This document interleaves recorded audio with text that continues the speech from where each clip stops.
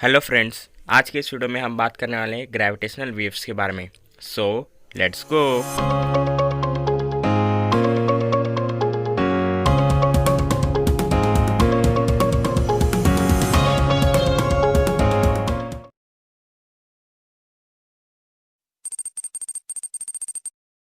Gravitational waves ripple या फिर disturbance होते हैं इन स्पेस टाइम, जो कि कोलिजन्स ऑफ दो मैसिव ऑब्जेक्ट की वजह से क्रिएट होते हैं। मैसिव ऑब्जेक्ट जैसे कि ब्लैक होल, सुपरनोवा या फिर न्यूट्रॉन स्टार। अगर आसान भाषा में बताऊँ, जब हम किसी तालाब में एक पत्थर डालते हैं तो लहरें तैयार होती है। सिमिलरली, जब यूनिवर्स में दो मैसिव ऑब्जेक्ट कोलाइड होते हैं तब ये ग्रेविटेशनल वेव्स क्रिएट होते हैं और ये up to the speed of light travel करती है। इसे फर्स्ट सर एल्बर्ट आइंस्टाइन ने अपनी एक theory, general theory of relativity में प्रेडिक्ट किया था इन द ईयर 1916। अब बात करते हैं कि हमें ग्रेविटेशनल वेव्स को डिटेक्ट और उनके ऊपर रिसर्च क्यों करनी चाहिए। तो हम सब जानते हैं कि 80 से पहले और आज के modern scientist different method use करते हैं यूनिवर्स को समझने के लिए। फॉर एग्जांपल, कुछ साइंटिस्ट ब्लैक होल्स के ऊपर तो कुछ क्वांटम फिजिक्स के ऊपर स्टडी करते हैं इस यूनिवर्स को और अच्छी तरीके से समझने के लिए। इमेजिन करिए कि एक ह्यूमंस की स्पीशीज़ है जिनके पास सिर्फ आँखें हैं और कान बिल्कुल भी नहीं। तो वो जो कुछ भी रिसर्च करेगी, डिस्कवरीज करेगी, वो रिलेटेड टू लाइट होगा और विजन होगा। लेकिन एक दिन एक इन्वेंशन होता है और वो होता है कान।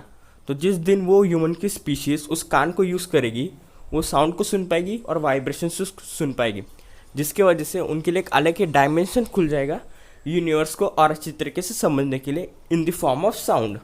तो सिमिलरली ग्रेविटेशनल वेव्स भी हमारे लिए एक अलग ही डायमेंशन खोल देता है ग्रेविटी को और अच्छी तरीके से स्टडी करने के लिए। और इस यूनिवर्स में हर एक चीज़ एक दूसरे के साथ इंटरलिंक्ड है। फॉर एग्जांपल, ग्रेविटी भी टाइम के साथ लिंक्ड है। तो आप पूछेगी वो कैसे? तो जहाँ पे ग्रेविटेशनल फोर्स बहुत ज़्यादा होती है वहाँ पे टाइम स्लो डाउन हो जाता है। For example black hole. तो इसलिए हम ग्रेविटेशनल वेव्स के ऊपर स्टडी करते हैं ताकि हम यूनिवर्स के और दूसरे एस्पेक्ट्स के ऊपर भी स्टडी कर सके।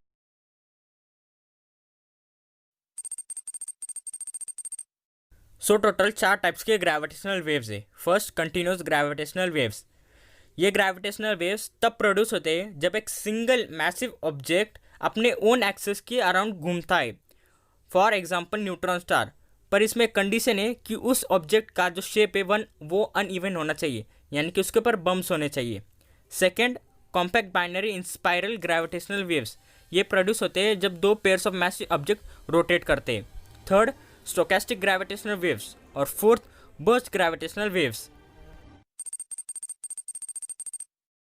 ग्रेविटेशनल वेव्स को लाइगो ऑब्जर्वेटरी में डिटेक्ट किया जाता है। लाइगो का फुल फॉर्म है laser interferometer gravitational waves observatory.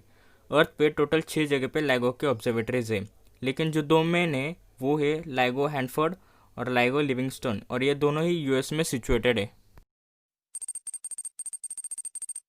Gravitational waves को डिटेक्ट करने के लिए लेज़र इंटरफेरोमीटर यूज़ किया जाता है। इसमें एक लेज़र को हाफ स्लिट मिरर पे स्ट्राइक करके स्प्लिट किया जाता है।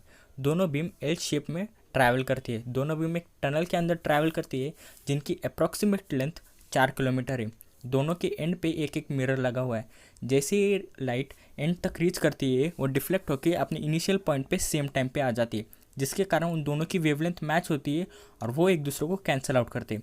लेकिन जब एक ग्रेविटेशनल वेव अर्थ के ऊपर से पास हो जाती है तो उनमें से एक टनल की लेंथ कम हो जाती है, वेरे दूसरे टनल की लेंथ ज़्यादा हो जाती है, जिसके कारण लाइट को अपने इनिशियल पॉइंट पे रीच करने के लिए डिफरेंट टाइम लगता है, जिसके कारण उन दोनों की वेवलेंथ फिर से मैच नहीं होती और उस लाइट को फिर डिफ्लेक्ट करते डिटेक्टर के पास भेजा जाता है, जहाँ पे डिटेक्टर ग्रेविटेशनल वेव्स को डिटेक्ट कर लेता है। अभी आप सोच रहे होगी कि ग्रेविटेशनल वेव्स का अर्थ के ऊपर क्या असर होता है।